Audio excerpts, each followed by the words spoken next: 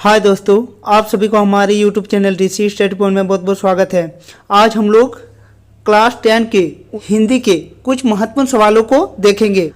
आज के हमारे इस वीडियो में जितने भी क्वेश्चन हैं आप लोगों के होने वाले एग्जाम के दृष्टिकोण से बहुत ही महत्वपूर्ण होने वाला है, इसलिए आप लोग आज के हमारे इस वीडियो को शुरू से अंत तक देखें और हाँ, अच्छा लगे तो अपने दोस्तों को भी ज़्यादा से ज़्यादा शेयर करें। तो चलिए दोस्तों, अब देर न करके एक एक करके उन सभी क्वेश्चनों को देखते हैं। आज का हमारा पहला क्वेश्चन कह रहा है कि लेखक के बचपन का नाम क्या था। पहला ऑप्शन है मंजूनाथ, दूसरा ऑप्शन है तारकेश्वर नाथ, तीसरा ऑप्शन है हरिहर नाथ या चौथा ऑप्शन है श्रीनाथ। तो लेखक के बचपन का नाम तारकेश्वर नाथ था, इसलिए इसका सही जवाब है ऑप्शन नंबर 2। हमारा अगला क्वेश्चन कह रहा है कि मकई के खेत में किसका झुंड चल रहा था। पहला ऑप्शन है चिड़ियों का, दूसरा गायों का, तीसरा बकरियों का या चौथा भेड़ों का।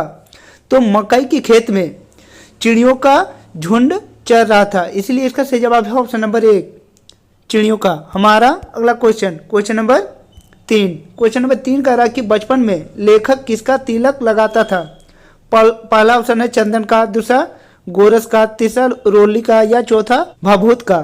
तो बचपन में लेखक भभूत का तिलक लगाता था, इसलिए इसका सही जवाब है ऑप्शन नंबर 4 भभूत। हमारा अगला क्वेश्चन नंबर 4 कह रहा है कि भभूत लगाने से लेखक क्या बन जाते थे। पहला ऑप्शन है श्री राम, दूसरा श्री कृष्ण, तीसरा बम भोला या चौथा राजकुमार। तो भभूत लगाने से लेखक बम भोला बन जाते थे, इसलिए इसका सही जवाब है ऑप्शन नंबर 3। हमारा अगला क्वेश्चन नंबर 5 कह रहा है कि माँ ने भोलानाथ के घावों पर क्या लगाया। पहला ऑप्शन है पीसी हुई हल्दी, दूसरा आम के पत्ते का रस, तीसरा नीम के पत्ते का रस या चौथा मरहम। तो माँ ने भोलानाथ के घावों पर पीसी हुई हल्दी लगाई थी, इसलिए इसका सही जवाब है ऑप्शन नंबर 1। हमारा अगला क्वेश्चन कह रहा है कि भोलानाथ किसको देखकर सिसकना भूल जाते थे। पहला ऑप्शन है अपनी माता को, दूसरा अपने पिता को, तीसरा खेल के साथियों को या चौथा अपने भाइयों को। तो भोलानाथ अपने खेल के साथियों को देखकर सिसकना भूल जाते थे, इसीलिए इसका सही जवाब है ऑप्शन नंबर 3। हमारा अगला क्वेश्चन नंबर 7 कह रहा है कि जॉर्ज पंचम की नाक पाठ के लेखक कौन थे। पहला ऑप्शन है कमलेश्वर, दूसरा मधु कांकरिया, तीसरा ऑप्शन है शिव पूजन सहाय या चौथा ऑप्शन है मोहन राकेश। तो जॉर्ज पंचम की नाक पाठ के लेखक कमलेश्वर थे, इसीलिए इसका सही जवाब है ऑप्शन नंबर 1 कमलेश्वर। हमारा अगला क्वेश्चन कह रहा है कि कमलेश्वर का जन्म कब हुआ था। पहला ऑप्शन है 1932 ईस्वी में, दूसरा 1832 ईस्वी में, तीसरा 1934 ईस्वी में या चौथा 1936 ईस्वी में। तो कमलेश्वर का जन्म 1932 ईस्वी को हुई थी, इसीलिए इसका सही जवाब है ऑप्शन नंबर 1। हमारा अगला क्वेश्चन कह रहा है कि सभापति ने नाक का हल ढूंढने के लिए किसको बुलाया। पहला ऑप्शन है लोहार को, दूसरा कलाकार को, तीसरा गीतकार को या चौथा संगीतकार को। तो सभापति नाक का हल ढूंढने के लिए कलाकार को बुलाया था, इसीलिए इसका सही जवाब है ऑप्शन नंबर 2। हमारा अगला क्वेश्चन नंबर 10 कह रहा कि जॉर्ज पंचम की नाक कहाँ लगी हुई थी। पहला ऑप्शन है चाइना गेट में, दूसरा कोलकाता में, तीसरा मुंबई में या चौथा इंडिया गेट में। तो जॉर्ज पंचम की नाक इंडिया गेट में लगी हुई थी, इसीलिए इसका सही जवाब है ऑप्शन नंबर 4 इंडिया गेट। हमारा अगला क्वेश्चन नंबर 11 कह रहा है कि भारत में इंडिया गेट कहाँ है।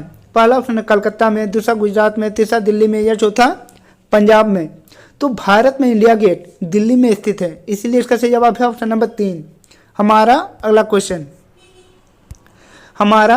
क्वेश्चन कह रहा है कि साना साना हाथ जोड़ी पाठ में किस शहर के सौंदर्य का वर्णन है। पहला ऑप्शन है अगरतला, दूसरा गुवाहाटी, तीसरा महाबलेश्वर या चौथा गंगोट। तो साना साना हाथ जोड़ी पाठ में गंगोट शहर का सौंदर्य का वर्णन है, इसीलिए इसका सही जवाब है ऑप्शन नंबर 4 गंगोट। हमारा अगला क्वेश्चन नंबर 13 कह रहा है कि गंतोक का क्या अर्थ है। पहला ऑप्शन है घाटी, दूसरा जंगल, तीसरा पत्थर या चौथा पहाड़। तो गंगोत का अर्थ पहाड़ होता है, इसीलिए इसका सही जवाब है ऑप्शन नंबर 4।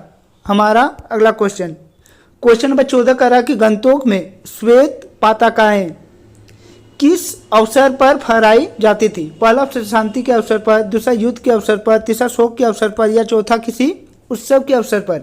तो गंतोक में श्वेत पताकाएं शोक के अवसर पर फहराई जाती थी, इसलिए इसका सही जवाब है ऑप्शन नंबर 3।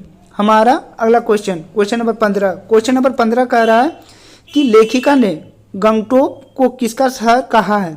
पहला ऑप्शन है मेहनत कश बादशाहों का, दूसरा परिश्रमी लोगों का, तीसरा वैज्ञानिकों की देन का, या चौथा प्राचीन परंपराओं का। तो लेखिका ने गंगटोक को मेहनत कश बादशाहों की शहर कहा है, इसीलिए इसका सही जवाब है ऑप्शन नंबर 1। हमारा अगला question, question number 16। Question number 16 कह रहा है कि गंगटोक नगर किस राज्य की राजधानी है? पहला ऑप्शन है असम, दूसरा बंगाल, तीसरा सिक्किम, या चौथा अरुणाचल प्रदेश। तो गंगटोक नगर सिक्किम की राजधानी है, इसीलिए इसका सही जवाब है ऑप्शन नंबर 3। हमारा अगला question, question number 17। Question number 17 कह रहा है कि कंचनजंगा किस पर्वत की चोटी का नाम है? पहला ऑप्शन है हिमालय पर्वत, दूसरा कंचन पर्वत, तीसरा सुमेरु पर्वत, या चौथा नीलमणि पर्वत। तो कंचनजंगा हिमालय पर्वत की चोटी है, इसीलिए इसका सही जवाब है ऑप्शन नंबर 1। हमारा अगला क्वेश्चन, हमारा अगला क्वेश्चन कह रहा है कि जितने नार्गे की जीभ में किसकी तस्वीर लगी हुई थी? पहला ऑप्शन है महात्मा गांधी, दूसरा दलाई लामा, तीसरा महात्मा बुद्ध, या चौथा महावीर। तो जितने नागे की जीभ में दलाई लामा का तस्वीर लगी हुई थी, इसीलिए इसका सही जवाब है ऑप्शन नंबर 2, दलाई लामा।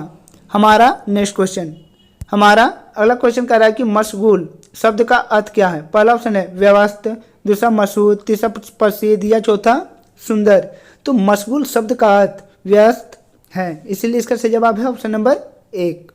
हमारा अगला क्वेश्चन, क्वेश्चन नंबर 20।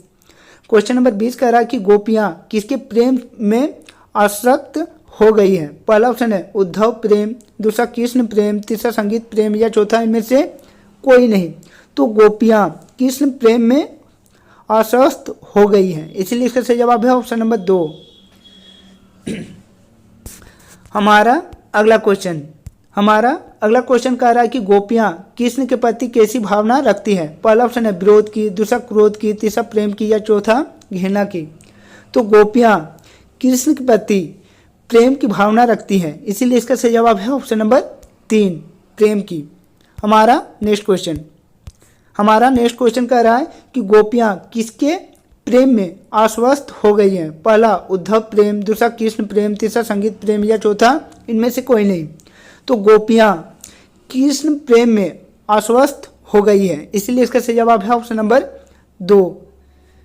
हमारा अगला क्वेश्चन, हमारा अगला question, question number 24। Question number 24 कह रहा है कि कवि के अनुसार गोपियों का स्वभाव कैसा है? पहला ऑप्शन है चतुर, दूसरा निर्दलीय, तीसरा घमंडी, या चौथा भोला। तो कवि के अनुसार गोपियों का स्वभाव भोलापन है, इसीलिए इसका सही जवाब है ऑप्शन नंबर 4, भोला। हमारा अगला question, question number 25। Question number 25 कह रहा है कि गोपियों को छोड़कर कृष्ण कहाँ चले गए थे? पहला ऑप्शन है वृंदावन, दूसरा मथुरा, तीसरा ब्रज, या चौथा द्वारका। तो गोपियों को छोड़कर कृष्ण मथुरा चले गए थे, इसलिए इसका सही जवाब है ऑप्शन नंबर 2, मथुरा।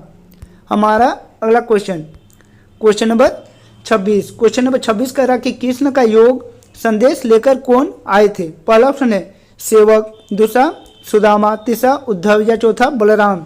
तो कृष्ण का योग संदेश उद्धव लेकर आए थे, इसलिए इसका सही जवाब है ऑप्शन नंबर 3। हमारा अगला question, question number 27। Question number 27 कह रहा कि इनमें से किस पंछी की तुलना गोपियों ने समय से की है? पहला ऑप्शन है चकोर, दूसरा मोर, तीसरा कोयल, या चौथा हारिल। तो इनमें से जो हारिल पंछी है उसकी तुलना गोपियों ने समय से की थी, इसलिए इसका सही जवाब है ऑप्शन नंबर 4। हमारा अगला question, question number 28। Question number 28 कह रहा है कि राम लक्ष्मण परशुराम संवाद पाठ के रचयिता हैं। पहला ऑप्शन है कबीरदास, दूसरा मीराबाई, तीसरा तुलसीदास, या चौथा सूर्यकांत त्रिपाठी निराला। तो राम लक्ष्मण परशुराम संवाद पाठ के रचयिता तुलसीदास थे, इसलिए इसका सही जवाब है ऑप्शन नंबर 3। हमारा अगला question, question number 29। Question number 29 कह रहा है कि राम लक्ष्मण परशुराम संवाद किस ग्रंथ का अंश है? पहला ऑप्शन है रामायण, दूसरा रामचरितमानस, तीसरा कवितावली या चौथा दोहावली।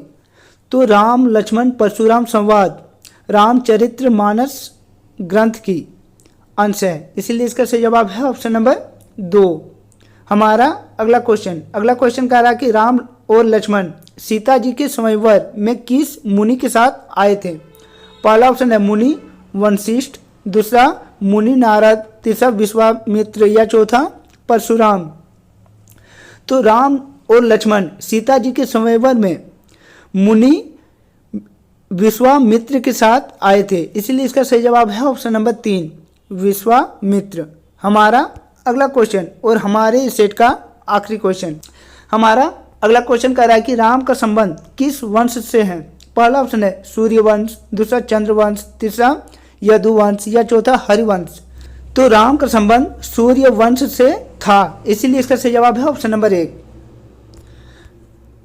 तो दोस्तों, यदि आप लोगों को आज का हमारे वीडियो अच्छा लगा हो तो हमारे इस चैनल को सब्सक्राइब कर ले और बेल आइकन को दबा ले। और हाँ, आज के हमारे इस वीडियो को आप लोग अपने दोस्तों के साथ ज़्यादा से ज़्यादा शेयर करें।